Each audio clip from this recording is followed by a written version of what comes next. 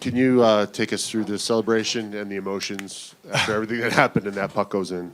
I don't even know what I know I ended up on my knees like last time I got one in overtime, but no, I have no idea, to be honest with you. It's just elation, right? I mean, hard fought series. They're a hell of a team, obviously, and you know, they were really good the last two games, and they pushed us hard, and you know, that was a huge goal at the start of the third, and Otter was unbelievable for us. And you know, I thought we were really good in the first OT, and they had some good looks in the second, and as did we, and we were just able to kind of outlast, I guess. So, you know, obviously a fun victory for us, and nice to not have to go and play 7 games again, and hopefully get a little bit of rest here. I mean, I think we've played 11 games in the last 22 days, so it'd be nice to like have a little reset here. Ryan? Matt, can you walk us through the no goal, and is it sweeter getting the game winner there after that situation having happened? Of all people to ask me that question, it's you, eh? Yeah, I mean, I haven't seen the replay really of the no goal. I'll leave it at that. Yeah, I mean, I think you just stay with it. It's obviously can be a little tough to reset after you think it's over and hope it's over, and then it's, you know, it's kind of a gut punch a little bit. But I thought that's kind of what we do, is no matter what is thrown our way, we're a pretty even keel group, and everyone just reset and kept going. And you know, we had another few chances in first OT, and then obviously got it done in double. Jake, can you speak to the path your team has taken to get to the Western Conference Finals, beating the last 2 Stanley Cup champions, winning a bunch of road games in both buildings and tough places to win? What does that say about your team? Yeah, it's it just shows a lot about the guys we have in there, and the coaches, and the game plan that we have. And you know, I feel like we've been the better team in both series, and we deserve to be moving on. And you know, it's just, you know, you can be the better team, but if someone doesn't step up and, you know, finish it, then it doesn't really matter. So Dutchie did that for us, and you know, for the guys that were here last year, I mean, all we wanted is an opportunity to be in the position that we were last year, and you know, snap your fingers and we're back. So now it's up to us to change the ending, and couldn't ask for, you know, more than just another opportunity to give another run at it. We've talked a lot about just how important the season is for you, the decision you have to make in the offseason, the emotion, and the opportunity you have. One, how does that all tie into this goal in this building?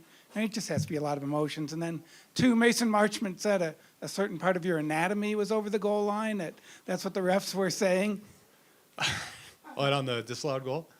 Yeah, no comment again. Anatomy, that's a strong word for when we're in hockey gear, I guess. But no, yeah, I mean, I've talked about when I had the opportunity to sign here, it was one I jumped at, and obviously didn't expect to be in that position. But you know, God works in mysterious ways, and I've from the time I signed here, I've just been very grateful, and I've been looking forward to these opportunities. And my teammates and the coaches have been just amazing, welcoming me in and helping me, you know, get acclimated early. And you know, this run's just been, I mean, this is only the second time I've been past the second round or first round in my career, and now we're going to the conference finals. It's just, I mean, at 33, I think there's a certain level of appreciation you have that you wouldn't have had as a young player. And you know, we've talked about it several times when you go into Game 7 against Vegas, and you know, you've played that game 100 times in your driveway and on your outdoor rink as a kid, and you get to do it for real. And you know, I've probably let it stress me out more than it's been fun at times, just because you want it so bad. But you know, it's I'm starting to relax a little bit more, and it's getting a lot more fun as it's going here.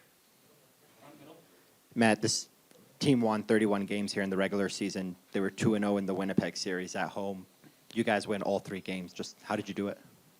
I mean, they're an unbelievable team. I mean, their top end guys are as good as anybody. I mean, Nate, what a year Nate had. I mean, really happy for him, and hopefully he gets the results and with the awards that he probably deserves. And COL, obviously, I mean, unbelievable. Mikko, I mean, those guys this was their house this year, and yeah, I think we just did as a team. I mean, simple answer, it's really hard to shut those guys down, and we did our best. You're never going to shut them out, but you can limit them, I guess, and we're just the strengths in our depth, and we're kind of the true definition of a team, and it doesn't matter what building we go into, whether it's at home or the road, we play that to that identity.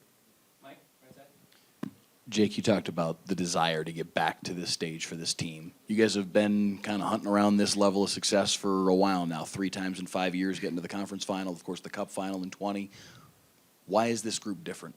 What's different about this team that can finish the job? Yeah, I think for me, like a lot of the young guys, like we hadn't felt like what it felt like till last year. Just like the pain of going that far and coming up short. And I think, like I've said before on this run, I think, like Dutchie said, I mean, you never know how many times you're going to get this opportunity to win a Stanley Cup and to really feel like you have the team that can do it. And not many teams can say that. And I mean, we feel like that in this room. And this hockey's such a crazy business, and the turnover is crazy, and you're never going to have the same team again. So I think just for us, it's all about just the opportunity, and, to get to the conference finals 2 years in a row is an accomplishment in itself. But, I mean, this whole run's a waste unless you win the whole thing. So it's just, we have this great opportunity, and we just want to make the most of it pretty much. 2 questions left, Nick. You think the overtime periods were the ultimate sort of example of your depth, right? 11th game in 22 days, double overtime, game 6. I think you guys had the best legs you had all night. Do you think? And you're an added depth piece, right? So it scores the winner. Is that an example of what this team's been all about? I think so. I think so. I mean, I looked at the monitor beside the bench. I think it was a TNT monitor, and I looked at the minutes, and our top forwards were 10 minutes less than their top forwards. And, I mean, they have some people that are borderline superhumans over there, but at some point, you might hit a wall. And I remember yelling down the bench halfway through the first OT, the longer this goes, the more it benefits us. And I think you're bang on. I mean, our depth is that's our strength, and it's been our strength from day one, and that's the way this team is built. But it doesn't work if guys don't buy in. I mean, guys have had to take lesser roles at times. When guys are hot, they play more, they get more opportunity. Guys are cold, they have to take a little bit backseat and be a bit of a supporting character and a good teammate. And guys, every single guy to a man has done that this year, and it's adding up to success. And we're halfway, and there's lots left to do. But I mean, that definitely. I mean, I think you're bang on that. Last question, Leo. For either of you guys, in Pete's first 2 years, led you guys to back-to-back Western Conference finals. What is it about him and his coaching style that's led to such immediate success? I mean, Your turn. I'm a goalie, so I don't really know. You'd have to answer that. You're gonna make me talk again? Yeah, no, I mean, for me, I just think, I just think the thing I like about him, or just his message since the playoffs started, is just like staying on the defensive side of the puck. I mean, we can score with anyone. We have so much offense, and he's really like honed in on, if we can play good D, and I mean, we played, Nate and Kale and those guys, if we can shut them down, we're going to get our chances and we're going to score. So anytime a coach says, like, focus on D, makes me happy. So I like that about him.